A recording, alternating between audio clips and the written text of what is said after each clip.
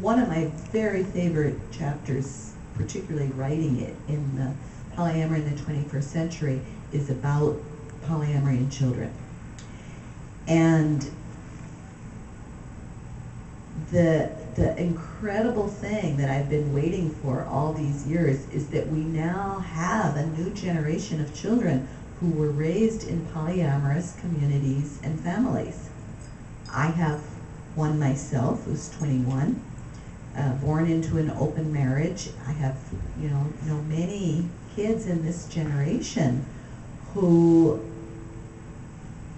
they weren't involved in a sexual way, but they grew up with the assumption that this is how you do it.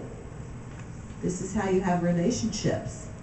And what's really interesting to me is that most of those kids who were raised in those families, and I would say the more child-centered and functional those families were, the more these children actually are not stuck on having to be polyamorous or not.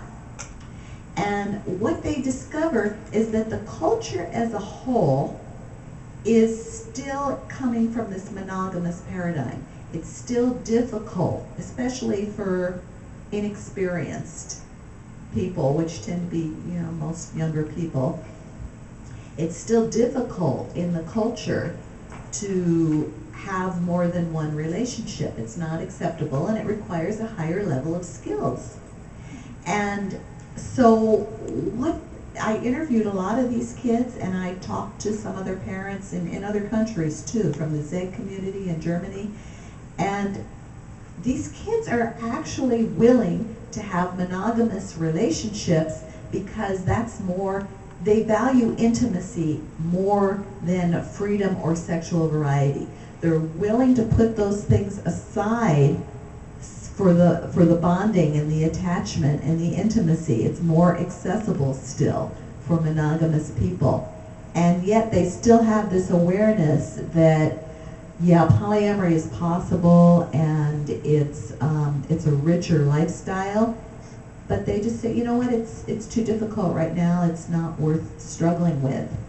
And this just blows me away, this level of maturity and practicality without losing sight of the vision at the same time.